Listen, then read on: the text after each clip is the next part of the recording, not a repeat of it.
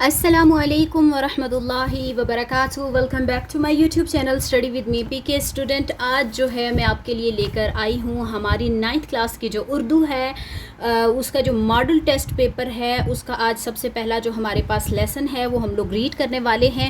تو چلیے اسٹارٹ کرتے ہیں. اسٹارٹ کرنے سے پہلے میں کہنا چاہوں گی اگر آپ میرے YouTube channel study with me P K میں پہلی بار آئے ہیں تو please subscribe to my YouTube channel and press the bell icon تاکہ ہر نئی آنے والی ویڈیو آپ تک بر وقت پہنچ سکے. So let's start now. جی تو اسٹوڈنٹ سب سے پہلے جو ہمارے پاس یہاں پر یہ جو بک ہے یہ حصہ نثر ہے اور حصہ جو نثر ہے اس میں سب سے پہلے ہمارے پاس ہے مجالس نبوی. علامہ شبلی نعمانی جو ہیں اس کے مصنف ہیں اور اس کا عنوان جو ہے وہ ہے مجالس نبوی. تو آج جو ہم لوگ ریڈ کرنے والے ہیں وہ ہے مجالس نبوی. تو چلیے اسٹارٹ کرتے ہیں. بسم اللہ الرحمن الرحیم. اچھا جی, یہاں پر علامہ جو شبلی نعمانی ہیں ان کے بارے میں دیکھیں کیونکہ آپ نے یہ پیچھے دیکھا ہے جب ہمارا لیسن سٹارٹ ہوا ہے تو آپ نے یہ دیکھا کہ یہ جو مجالس نبوی کا جو لیسن ہے یہ دیکھ سکتے ہیں آپ. تو اس کو کس نے لکھا تھا؟ علامہ شبلی نعمانی نے لکھا تھا. اور یہاں پر ہمارے پاس علامہ شبلی نعمانی جو ہیں ان کے ابتدائی حالات زندگی, تعلیم و تربیت, علی گڑھ میں آمد, ادبی خدمات, اردو ادب میں قیام اور تصنیف کے بارے میں بھرپور جو ہے ہمارے پاس کیا ہے ایک ڈیٹیل موجود ہے. اور اگر آپ چاہتے ہیں تو اس کو ریڈ کر لیں. ویسے جو ہے اگر آپ نہ ریڈ کرنا چاہیں تو یہ آپ کی مرضی ہے. یہ ایک کیا ہے کہ آپ کے مینس کے جو علم ہے اس میں اضافہ کرنے کے لیے اچھا ہے. لیکن چلیے ہم جو ہے ہم سب سے پہلے جو ہمارے پاس اس کا مرکزی خیال ہے اس لیسن کا وہ ریڈ کرتے ہیں اور اس کے بعد اس سبق کا خلاصہ ریڈ کرتے ہیں. بسم اللہ الرحمن الرحیم. آج کا جو ہمارا لیسن ہے 9th کلاس کی اردو کا وہ ہے مجالس نبوی. اس کا مرکزی خیال جو ہے وہ ہے مجالس نبوی صلی اللہ علیہ وآلہ وسلم علم و ادب کا شاہکار تھیں. مجلس میں بیٹھنے والے حضرات ادب و احترام میں سراپا عجز و نیاز تھے. کوئی شخص بھی ذرا سی جنیش نہ کرتا. تمام لوگ حضور پاک صلی اللہ علیہ وآلہ وسلم کے سامنے ادب سے سر جھکائے رہتے. جب آپ کچھ فرماتے تو تمام مجلس پر سناٹا چھا جاتا. ادب کا یہ حال تھا کہ گویا لوگوں کے سروں پر چڑیاں بیٹھی ہیں. بارگاہ رسالت میں آپ کو آنے کی اجازت تھی, کوئی روک ٹوک نہ تھی. حضور اہل حاجت کی طرف متوجہ ہوتے اور ان کی حاجت براری فرماتے. ایک شخص بولتا تو سب خاموشی سے سنتے. آپ صلی اللہ علیہ وآلہ وسلم کا حلم کمال تک پہنچا ہوا تھا. ناپسند بات پر درگزر فرماتے, اسے ٹال جاتے. کسی قبیلہ کا کوئی معزز شخص آتا تو حسب مرتبہ اس کی عزت افزائی فرماتے. آپ صلی اللہ علیہ وآلہ وسلم کی مجالس میں کسی کی شکایت یا عیوب پر بات کی اجازت نہ تھی. آپ صلی اللہ علیہ وآلہ وسلم کی تعلیم و تلقین کا فیض سفر و حضر, خلوت و جلوت, نشست و برخاست ہر وقت جاری رہتا. مجالس نبوی صلی اللہ علیہ وآلہ وسلم خلق نبوی کا حیرت انگیز نمونہ تھی. صحابہ عقیدت مند غلاموں کی طرح خدمت اقدس میں حاضر ہوتے. شہنشاہ کونین صلی اللہ علیہ وآلہ وسلم اپنے لیے کوئی امتیاز پسند نہ کرتے. سادگی تواضع, رعب و وقار میں مجالس نبوی بے مثال تھی.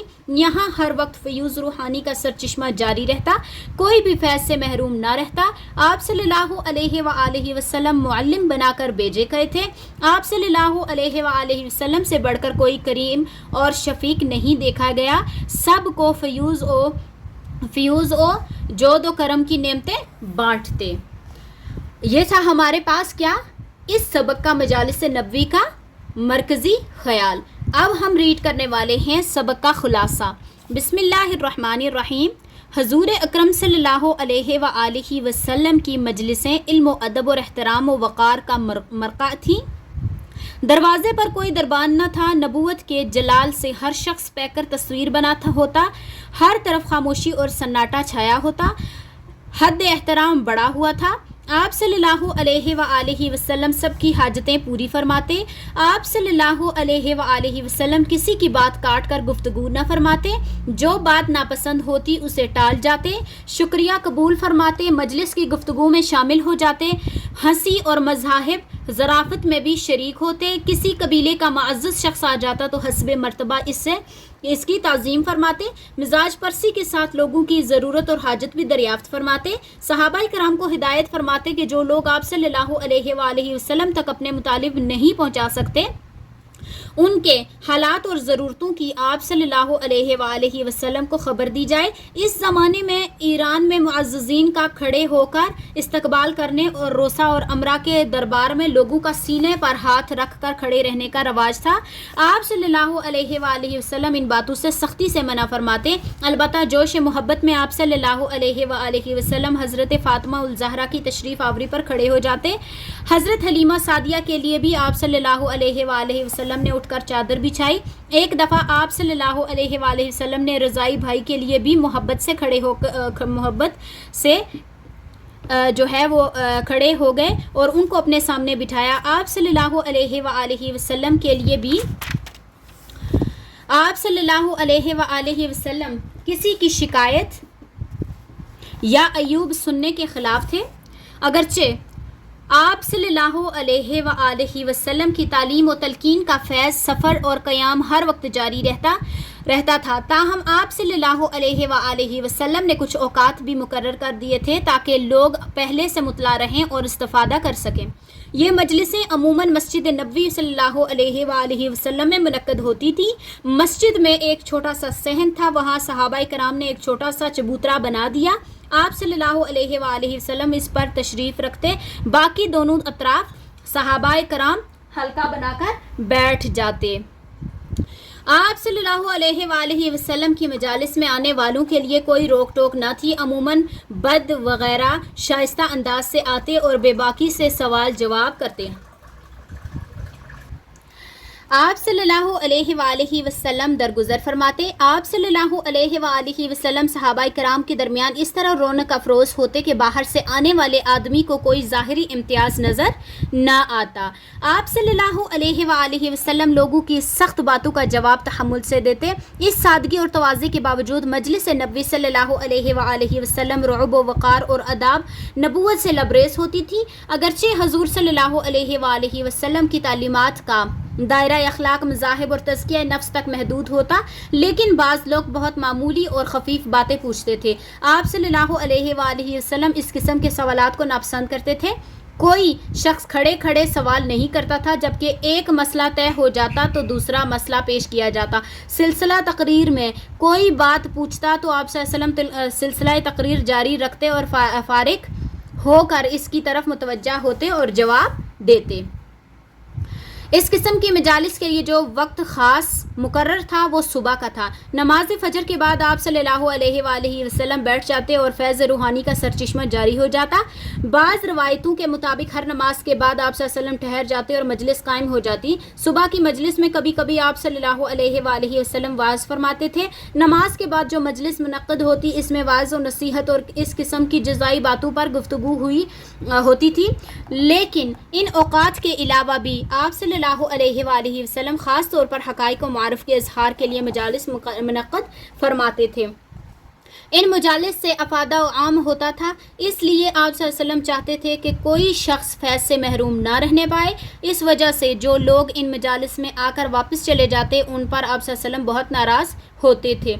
انسانی نفسیات کو مد نظر رکھتے ہوئے آن حضرت صلی اللہ علیہ وآلہ وسلم واعظ و نصائح کے مجلس دغا دے کر منعقد فرماتے تھے، ناغا دے کر۔